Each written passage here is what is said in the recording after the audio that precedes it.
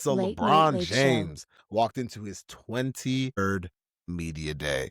And for the first time, the spotlight isn't on him. It's not. The spotlight for who is the central figure of the Los Angeles Lakers or any team LeBron James is on is not him.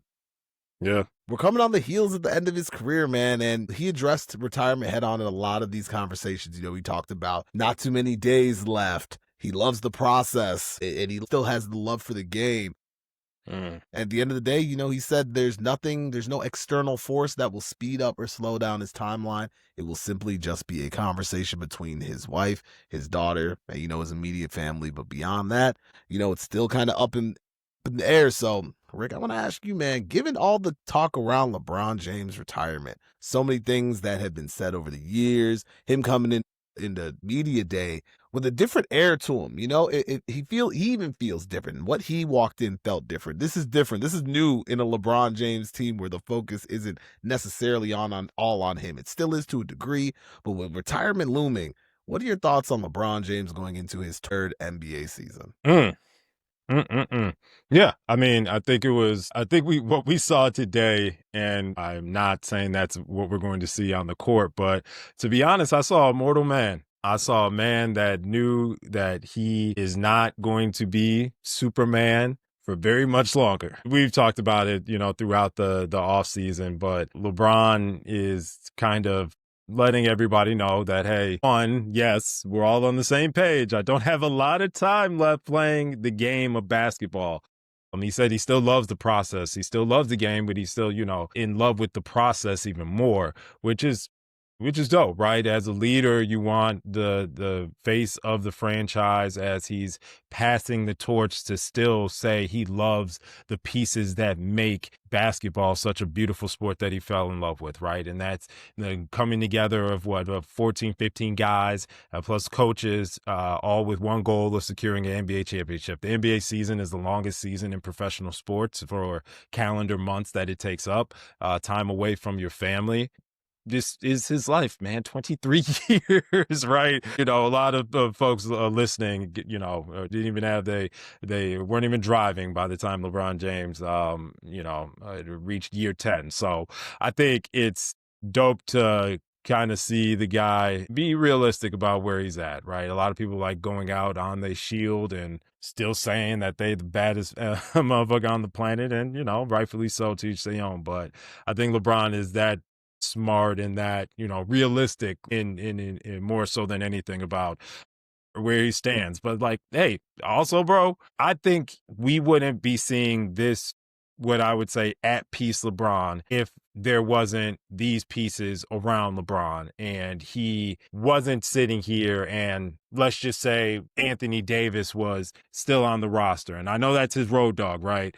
But let's say the 80 LeBron Lakers went out in 5 like the Luka LeBron Lakers. It feels different because now this is how many years in a row with the same exact results, right? I could see LeBron coming into this media day more fatigued, more still realistic about where he's at, but maybe less optimistic about what's going to happen this season. I saw an optimistic LeBron that is, focused on what's ahead of him these next 8 months, and then going to assess what's going to happen for the rest of his life after that. So it was exciting, man. I mean, it was cool, but I think even more interesting is how the media has no other option but to ask everybody else about LeBron James and his retirement. Quab, I mean, I don't know. I guess you get used to it, but if you're LeBron's teammate and folks are still asking you in year 2 and year 3, what's it like playing with LeBron, and do you think he's going to retire? Does that get annoying at all, bro? I mean, it's gotta, right? Like, they're probably like, all right, bro. Like, I mean, y'all keep asking us. We don't know either. Like, he ain't tell us. You know what I'm saying? That's probably really what they're like. Like, dog, we don't know.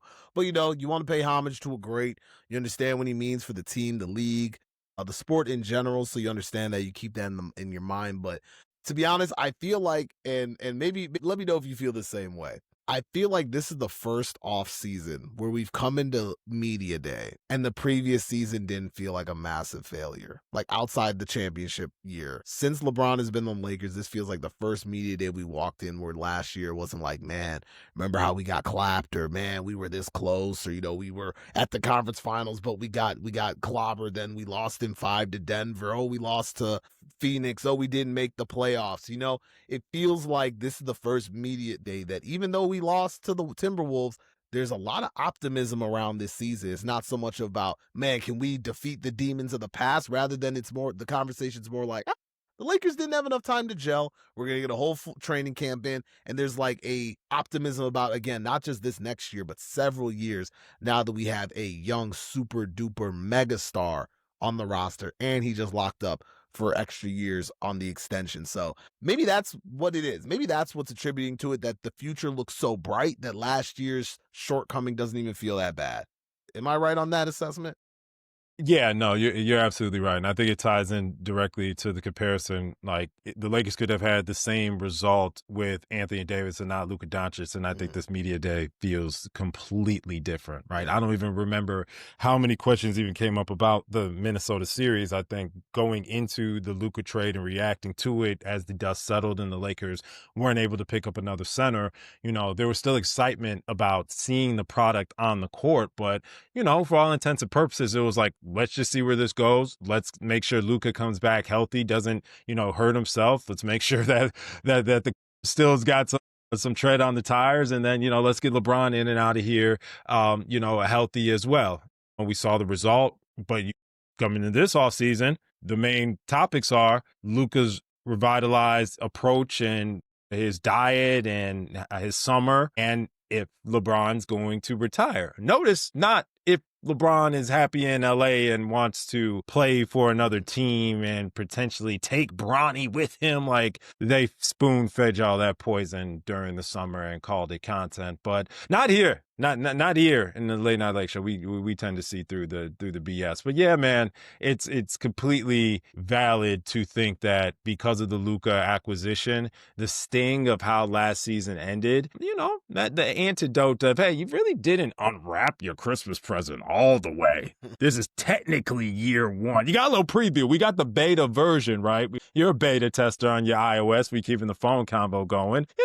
You expect the little bugs, right? But then you expect when the official rollout happens, i.e. Media Day 2025, we're ready to roll. And I think the Lakers look ready to roll for opening night. And that's exciting, man. Yeah, no, I 100% agree with you. And again, I think once we saw that Mark Williams trade fall through and Jackson Hayes was going to be our starting center for the rest of the season, I think a lot of people deep down knew that season was going to be a bit of a punt. It's just like, hey, let's see how far we can go, but this don't mean nothing. We haven't gotten our real center. This team was built for an Anthony Davis, LeBron James team. We got Luka, and we haven't had time to play around and build around that skill set. So, it just is what it is. So I think that also helped leave the taste in our mouths from last season, not sting as bad. But on the LeBron James note, man, again, this is just the same retirement talk. I'll be honest, this feels like he might just dip out like a thief in the night. I think he's really going to play it almost year by year. Again, if they somehow miraculously, and honestly, I don't even think it's miraculously, but if they somehow pull out a championship title, which is, I think is pretty possible this year, he's obviously leaving on the top. Like, why would he stick around and play more? Outside of that, again, he said it won't be him huddling up with his teammates like, guys, what do you think I should do? He gonna look Savannah in his eyes and be like, am I gonna go again? How his body, how his mind, how everything feels, that's going to be on him. He made a comment even in Media Day where he talked about, hey, being present, being in the moment and appreciating every bit of it. It might be a Tuesday night in some city he don't want to play in, but he's got to, remember, stay in the moment, say, hey, this might be my last time here. That feels like retirement tour talk. Remember, Kobe Bryant said, I'm playing every away game. Said, right. I'm going to give all my fans at all these arenas one final chance to play. If you guys notice, if LeBron, excluding injury, suits up for every road game, be prepared for the end. I'm leaving it that. I wonder what we can't predict it. That's like trying to figure out when the rapture is. Crying. Oh, there we go. Can't predict. They've been trying to predict the LeBron retirement for years. Just like the rapture. You're not wrong. You're not wrong. So, I'm just sifting through here the schedule, and I'm trying to identify what cities LeBron was talking about that he would be more tired than others to play in. Shout out to my, my second team closest to my heart, Memphis, but I don't think LeBron's getting too excited going down to see 3-6 Mafia. Where else, Kwame? Where else is not getting the juices flowing? What they doing in Detroit? Wow. Well, Milwaukee's another dead one. Indiana. Okay, as a LeBron lifer, right? No personal extra juice still for Detroit. No, they don't. And like a Boston. I mean, obviously the Boston's different now because they with the Lakers, the Palace of Auburn Hills no more. Nah, they playing it at Little Caesars Arena. We don't care about that.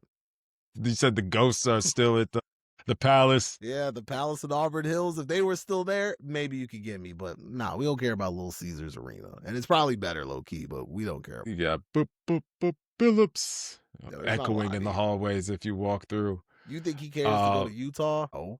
No.